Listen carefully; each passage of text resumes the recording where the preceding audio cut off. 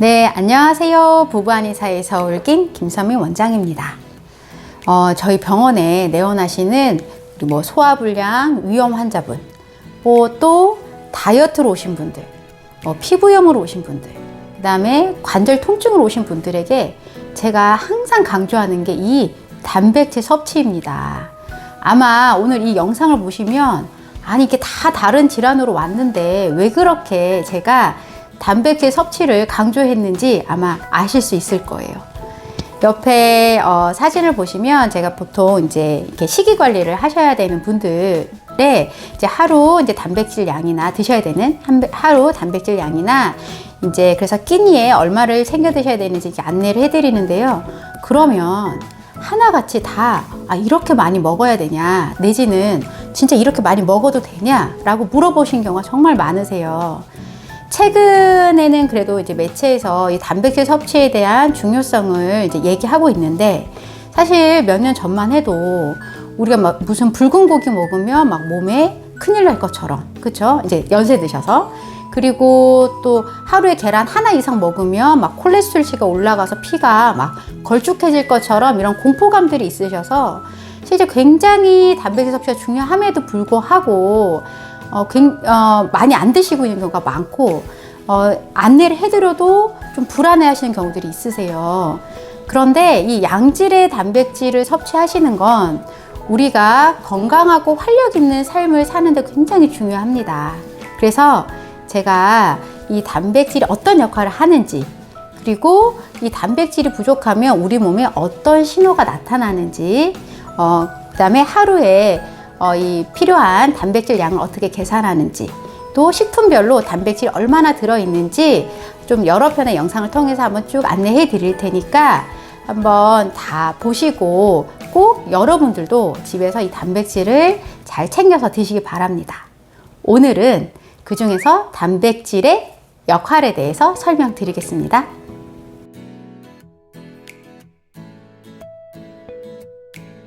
네, 단백질은 여러 역할을 하는데요. 그 중에서 첫 번째는 바로 우리 신체 기관을 구성하는 가장 기본 원료입니다. 사실 머리부터 발끝까지 단백질이 아닌 곳이 없어요. 우리가 근육의 미오신, 그 다음에 연골이나 피부의 콜라겐, 그 다음에 머리카락, 손톱, 발톱에 있는 케라틴 이런 게 다 단백질이거든요.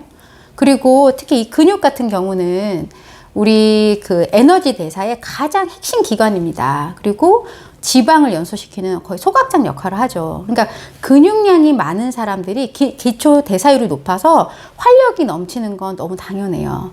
그러다 보니 다른 말로는 단백질이 부족해서 우리가 근육이 부족해지면 기력이 떨어지게 되겠죠. 그래서 이 단백질의 가장 중요한 역할 첫 번째는 바로 이 신체 기관을 구성하는 성분이라는 겁니다. 네, 두 번째는 바로 단백질이 면역을 담당합니다. 우리 이제 외부로부터 우리 몸을 지켜주는 가장 바깥에 있는 게 바로 피부죠. 네, 이 피부가 아까 앞에서도 말씀드렸지만 바로 이 단백질로 구성되어 있습니다. 그리고 우리가 면역 세포라든지 우리가 병균과 싸우는 항체가 바로 다 단백질이에요. 그래서 이렇게 단백질이 부족해지면 감염병이 많이 발생합니다. 감기도 더 자주 걸리게 되고요. 그리고 장염이라든지 방광염처럼 이런 염증도 잘 생기게 되고 또 우리가 원인 모를 이런 알러지 질환 있잖아요. 이런 것도 아마 병원 가서 들어보시면 면역이 떨어졌어 이런 얘기 들으실 텐데요. 이런 것도 바로 단백질이 하는 역할입니다. 네, 이 세 번째로는요, 바로 소화, 효소와 같은 이런 효소와 호르몬을 합성하는 데 정말 중요한 역할을 하는 게 이 단백질입니다. 우리가 체내 물질을 분해하고 또 합성하고 그 다음에 전환하는 이런 거에 관여하는 게 바로 이 효소인데요. 이 효소가 바로 단백질이에요. 그리고 인슐린이라든지 성장 호르몬이라든지 갑상선 호르몬이라든지 이런 호르몬도 바로 다 단백질입니다. 우리가 소화 효소, 인슐린, 그다음에 성장 호르몬 딱 들어도 뭔가 중요하죠. 네. 그래서 이 단백질이 충분히 있어야 이런 효소와 호르몬 분비가 원활하기 때문에 우리 신체 활동이 더 활력 있게 유지가 될 수 있어요. 네, 네 번째로는요, 이 단백질이요, 우리 몸에서 산염기 평형과 또 수분의 평형을 유지하는 데 굉장히 중요한 역할을 합니다. 우리 이제 혈액 내에 있는 수분이 이제 조직에 가면 바깥으로 나오게 되는데요. 이거를 다시 재흡수, 다시 혈액 내로 들어오게 하는 게 바로 우리 뭐 들어보시면 아시는 알부민. 네, 이런 단백질이 그렇게 다시 이 수분을 혈액 내로 들어오게 하는데, 만약에 이런 알부민과 같은 단백질이 부족하게 되면 조직 바깥으로 나갔던, 그러니까 혈관 바깥으로 나갔던 수분이 다시 흡수가 되지 못하기 때문에 우리가 부종이라든지 이런 증상들이 나타나게 돼요. 그래서 우리가 부종이 있다면, 물론 이게 다 단백질 부족만으로 나타나는 건 아니지만 다른 원인 없이 그렇다면 단백질 섭취를 늘리는 것도 굉장히 중요합니다. 네, 이 5번째는요, 단백질이요, 우리 신경 전달 물질인 우리 행복 호르몬이라 알려져 있는 세로토닌 있잖아요. 이런 것도 만드는 거에 원재료가 됩니다.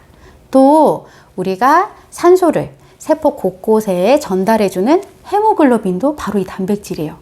그냥 뭔가 세로토닌, 헤모글로빈 그냥 딱 들어도 중요하죠. 네, 그래서 우리가 우리 감정을 조절하는 기능이라든지 내지는 세포의 끝까지 산소를 공급해서 재생시켜 준다거나 어지럽지 않게 하는 역할에도 이 단백질이 굉장히 중요합니다.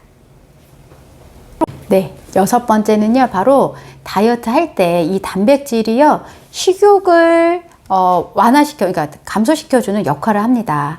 예전 영상에서도 보시면 다이어트 할 때 제가 저탄고단, 네, 탄수화물은 낮추고 단백질은 좀 풍부한 음식을 드시게 자꾸 안내를 하는데요. 이 단백질이 충분히 들어오면 우리 이제 몸에서 먹고 싶다라고 신호를 보내는 그런 그렐린이라는 이제 호르몬이 감소하기 때문에 오히려 먹고 싶은 이 식욕 욕구가 더 내려가서 그 식욕을 조절할 때 굉장히 도움이 많이 됩니다. 네, 우리 몸을 구성하는 성분을 보면 67%가 수분이고요. 한 15%에서 20%가 바로 단백질이고, 한 10에서 13%가 지방, 그 다음에 뭐 미네랄이나 비타민이 4%, 그 다음에 탄수화물은 1%예요. 이 이야기는 물 다음으로 우리 몸을 구성하는데 가장 중요한 건 바로 단백질이라는 거죠. 그리고 탄수화물은 우리가 주로 섭취는 하지만 에너지원에 필요하다는 거예요. 그래서 단백질을 잘 챙겨서 드시는 거는 바로 우리 몸의 하드웨어를 잘 갖추는 과정입니다. 오늘은 이 단백질의 역할에 대해서 알아봤고요. 제가 다음 시간에는 그러면 이런 단백질이 부족해졌을 때 우리 몸에서 어떤 신호를 보내는지에 대해서 한번 알아보겠습니다. 부부한의사의 서울김 김선미 원장이었습니다. 감사합니다.